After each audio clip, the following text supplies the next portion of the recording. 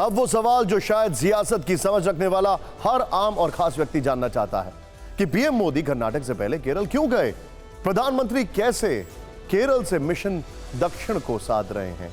प्रधानमंत्री मोदी कैसे मिशन दक्षिण को साध रहे हैं? और 2024 के मद्देनजर केरल मोदी के लिए बिग फैक्टर क्यों है? तो इसका जवाब जानने के लिए आपको दक्षिण भारत नहीं बल्कि उत्तर भारत की सियासी तस्वीर समझनी होगी। कुल सीटें 40, बीजेपी 17। हम बात कर रहे हैं कहां की? ये मैप में देखिए, अब आप उत्तर की बात कर रहे हैं। यहां पर हम बात करें, पहले बिहार की हम बात कर रहे हैं। इसमें 2019 चुनाव में बिहार में बीजेपी को 40 में से 17 सीट मिली थी। यहां ध्यान रखना होगा कि तब जेडीयू एनडीए में थी। लेकिन अब बात करते हैं यूपी की। यूपी की 80 लोकसभा सीटों में से बीजेपी को 62 सीटें मिली।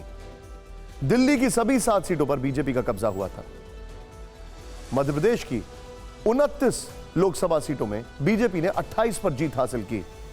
फिर राजस्थान की 25 लोकसभा सीटों में से बीजेपी को 24 पर जीत मिली थी। इन हिंदी बेल्ट के अलावा गुजरात की सभी 26 लोकसभा सीटों पर बीजेपी का कब्जा था। और पश्चिम बंगाल में बीजेपी को ने 42 में से 18 पर जीत दर्ज की। बीजेपी सूत्रों के मुताबिक 2024 के मद्देनजर ये सभी बेल्ट पार्टी के लिए चिंता का विषय नहीं है। इसीलिए प्रधानमंत्री मोदी अब दक्षिण भारत पर ज्यादा फोकस कर रहे हैं। इसके पीछे की रणनीति क्या है, यह भी आपको समझाते हैं। दक्षिण भारत के 5 राज्यों में लोकसभा की जो सीटें हैं वो हैं 129। ये देखिए अब आप इसका टोटल जो है, अब इसका ब्रेकअप आपको देखना चाहिए। कर्नाटक 28, केरल 20, तमिलनाडु 39, आंध्र प्रदेश 25, तेलंगाना 17। ये दक्षिण भारत की सीटें हैं। 129 सीट। बीजेपी को 2019 में 129 में से सिर्फ 29 सीटें मिली, जिसमें अकेले कर्नाटक में 25 और तेलंगाना में 4 सीटें बीजेपी के पास आई थीं। बाकी केरल, आंध्र प्रदेश, तमिलनाडु में बीजेपी का खाता तक नहीं खुला था। सोचिए अब जब 2024 के चुनाव को देखते हुए पूरा विपक्ष एकजुट होने की कोशिश कर रहा है, लोकसभा चुनाव को मोदी वर्सेस ऑल बनाने की कोशिश हो रही है, ऐसे में अगर बीजेपी को उत्तर भारत में सीटों का नुकसान होता है तो वो उसे दक्षिण भारत में ज्यादा सीटें लाकर बैलेंस कर सकती है। इसीलिए पीएम मोदी मिशन दक्षिण पर है। पीएम मोदी किसी काम को कितनी बारीकी से करते हैं, इसे जानने के लिए आप उनके परिधान पर ध्यान दीजिएगा।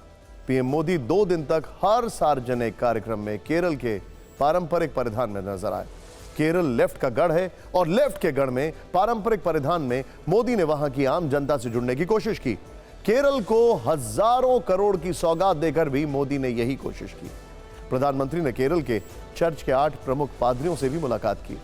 इससे पहले 9 अप्रैल को ईस्टर के मौके पर वो दिल्ली के सेक्रेड हार्ट चर्च भी गए। केरल में ईसाई फैक्टर अहम है। राज्य में 18% ईसाई वोटर हैं। यहां के 14 में से 9 जिलों में ईसाई समुदाय के हाथ में सत्ता की चाबी मानी जाती है। मोदी ने एक दिन पहले केरल में युवाओं से भी संवाद किया था। युवम उत्सव 2023 को संबोधित करते हुए इसके पीछे की रणनीति समझे। उत्तर भारत में युवा बीजेपी का कोर वोटर है। उसी तरह केरल में 18 साल की उम्र वाले फर्स्ट टाइम वोटरों की संख्या करीब 3 लाख है। 20 से 29 साल की उम्र वाले वोटरों की जो संख्या है वो करीब 24 लाख से ज्यादा है। और 30 से 39 साल की उम्र के जो वोटर्स हैं वो करीब 30 लाख हैं। 2024 के लोकसभा चुनाव तक केरल में युवा वोटर की संख्या करीब 60 लाख हो जाएगी, जो चुनावी गेम बदलने की ताकत रखता है। Game changer. प्रधानमंत्री मोदी ने आज केरल को पहली वंदे भारत एक्सप्रेस भी दी।